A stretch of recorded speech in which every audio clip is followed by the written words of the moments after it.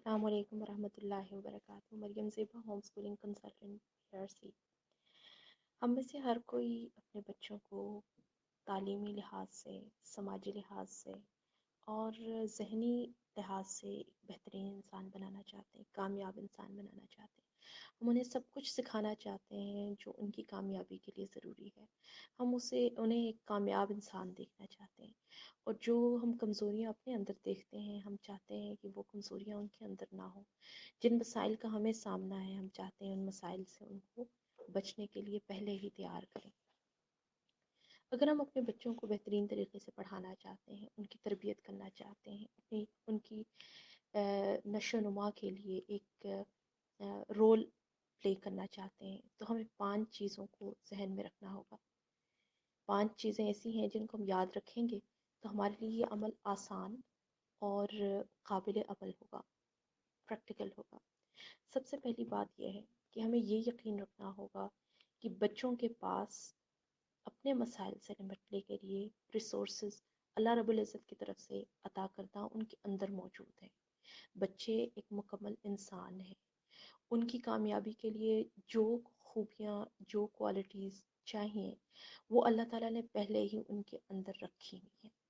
اگر ہمیں کوئی کام کرنا ہے تو ہمیں انہیں سرفس کرنا ہے، ہمیں انہیں اوپر لے کر آنا ہے۔ کوئی بھی بچہ، کوئی بھی انسان ذاتی طور پر صرف خامیوں کا مرکب نہیں ہوتا۔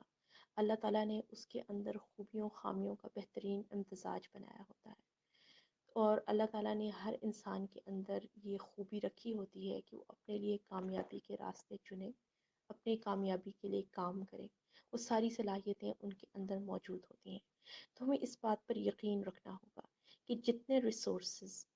اس کے بچوں کے اپنے مسائل کو حل کرنے کے لیے ضروری ہیں وہ ان کے اندر موجود ہیں۔ ہمیں ان پر اعتماد کرنا ہوگا، ہمیں اللہ رب العزت کی اس انصاف کے پہلو پر یقین رکھنا ہوگا۔ یہ یقین بہت ضروری ہے۔ ہم بچوں کو اگر انہرنٹلی ڈیفیشنٹ سمجھیں گے، یعنی ان کو کسی چیز میں ہم کمتر تصور کریں گے، تو ہم ان کی بہترین تربیت نہیں کر سکتے، اور یہ غلط ہے،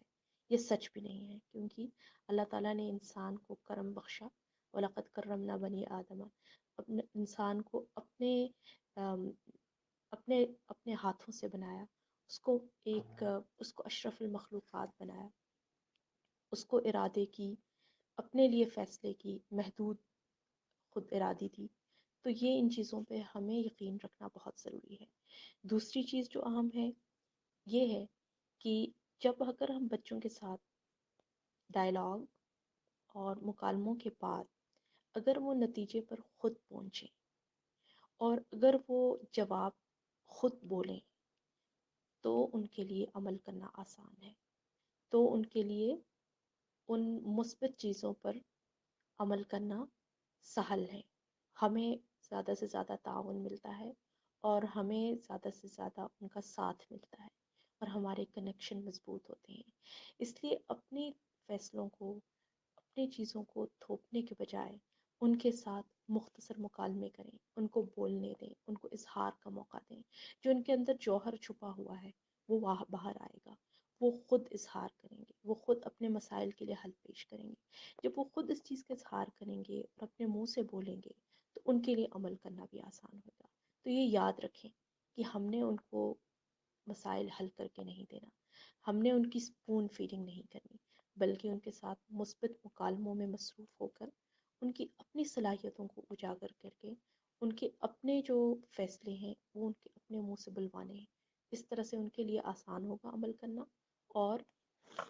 ہمیں بھی تعاون ملے گا۔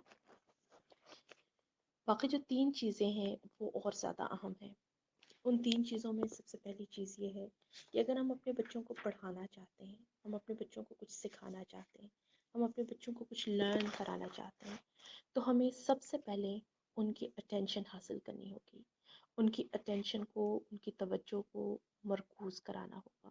ان کی توجہ حاصل کرنی ہوگی۔ اس کے لیے ہمیں ان کی آنکھوں میں آنکھیں ڈال کے دیکھنا ہوگا، ان کو آبزرو کرنا ہوگا، ان کے جذبات کو ویلیڈیٹ کرنا ہوگا، ایک تحمل، ٹھہراؤ اور کامنس اپنے اندر پیدا کرنی ہوگی کہ جس کی وجہ سے ہمارے اندر اتنا ایک برداشت کا مادہ ہو کہ ہم ان کی بات سنیں، جب ہم متوجہ ہوں گے تو ان کے سامنے ماڈل کریں گے کہ توجہ متوجہ کیسے ہوتے ہیں، کسی کو اپنی اٹینشن کیسے دیتے ہیں، اور ان کو وہ یہ سیکھ جائیں گے کہ اپنے آپ کو کسی خطرے میں ڈالے بغیر دوسرے کی بات کیسے توجہ سے سن سکتے ہیں۔ ان کو ہم ایک قبولیت دیں گے، ہم یہ نہیں کریں گے، ان کے روک ٹوک نہیں کریں گے کہ جس کی وجہ سے وہ اپنے آپ کے اظہار سے رک جائیں، بلکہ ہم ان کی اسی حوصلہ افزائی کریں گے، ان کی باتوں کو اس طرح توجہ سے سنیں گے، ان کو ان کی اہمیت کو اس طرح سے تسلیم کریں گے کہ وہ کھل کر اپنے رائے کا اظہار کر سکیں گے، اور ان کو ان کی توجہ پھر ہمیں حاصل ہوئے گی۔ جب ہم کسی کی طرف توجہ نہیں کرتے تو عام طور پر ہمارے اندر کی انسیکیورٹیز ہوتی ہیں، ہمارے اندر کے خوف اور اندیشے ہوتے ہیں کہ اگر ہم نے دوسرے کی بات سنی تو ہو سکتا ہے وہ ہمیں اوور پاور کر لے، ہو سکتا ہے وہ اپنی مرضی ہمارے اوپر تھوپے، ہو سکتا ہے وہ ہمیں چینج کرنا چاہے۔ ایسی صورتحال میں پھر ہم کھلتے نہیں ہیں، ہم اس کو توجہ نہیں دیتے، ہم اگنور کرتے ہیں۔ اگر بچوں کو اس طرح کا خدشہ ہو کہ ان کو کوئی چینج کرنا چاہتا ہے، ان کو ان کی اصلیت سے ہٹانا چاہتا ہے، کوئی ان کی مرضی کے خلاف کچھ کرانا چاہتا ہے، تو وہ اپنی توجہ نہیں دیں گے۔ تو ان کو کھلنے ریلیکس ہونے کے لیے ان کو رسپیکٹ دیں، ان کے عزت نفس کا احترام کریں، اور ان کو ان کی توجہ حاصل کریں۔ جو چوتھی چیز جو سب سے اہم ہے وہ یہ ہے کہ ان کے اندر ایک اللہ تعالیٰ کی طرف سے خدا داد جو ہے، ایک تجسس اور کیوریاسٹی ہوتی ہے۔ ہر چیز کو جاننے کے بارے میں ان کے اندر پہلے سے ہی اللہ تعالیٰ کی طرف سے جستجو ہوتی ہے۔ ہم نے اس جستجو کو ابھارنا ہے، نکھارنا ہے، سرفس کرنا ہے، اوپر لے کر آنا ہے۔ جب ہم ان توجہ اس تجسس اور جستجو کو نکھاریں گے تبھی ان کے اندر طلب بیدار ہوگی۔ ہم نے اس طلب کو نمو دینی ہے۔ کس طرح ہم دے سکتے ہیں؟ ان کی بات سن کے، ان کو اہمیت دے کے، ان کی مثبت چیزوں کو ابھار کے، اور ان کے جو چھوٹے چھوٹے سوالات ہوتے ہیں ان کے بارے میں ان کو ری انفورس کر کے، فوراً جواب دے کے نہیں بلکہ ان کو سوچنے پر آمادہ کر کے، ان کو مختلف زاویوں سے سوچنے پر آمادہ کر کے، ان کو گائیڈ کر کے، ان کے سامنے ماڈل کر کے ہم ان کی اس جستجو کی نمو کر سکتے ہیں۔ اور سب سے آخری بات کی عام طور پر ہم سب سے آخری بات کو سب سے پہلے کرنا چاہتے ہیں، وہ یہ ہے کہ ہم ان کو انفارمیشن دیں، ان کو معلومات دیں، تفصیلات دیں، کسی چیز کی وجہ بیان کریں، تو ہم یہ سب سے پہلے کرنا چاہتے ہیں۔ لیکن پہلے والے تمام چار اجزاء کا خیال رکھنے کے بعد اس کا وقت آتا ہے جو پانچویں چیز ہے، وہ ہے کہ ریزن کے ساتھ چیز کو،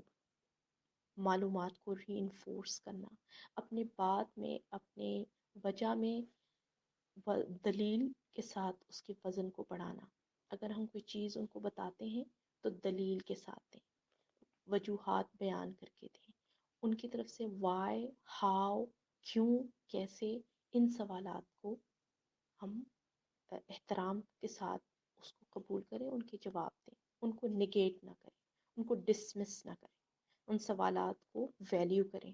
اور ان کو دلیل کے ساتھ ان کے ساتھ بات کریں۔ اگر ہم ان کو کہتے ہیں نماز پڑھو تو ہمارے پاس واضح دلیل ہو، اور اس سے پہلے ہم نے ان چار چیزوں کا خیال رکھا ہو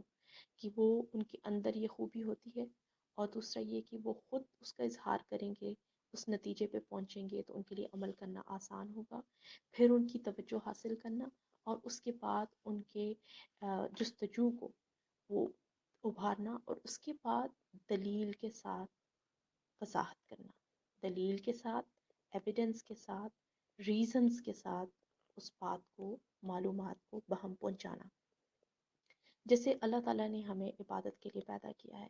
ہمیں لگتا ہے کہ نماز پڑھانا یا تعلیم حاصل کرنا ایک بہت مشکل کام ہے، یہ ایک ریزسٹنس والا کام ہے، لیکن یہ یقین رکھیے کہ اللہ تعالیٰ کی کامل انصاف کی وجہ سے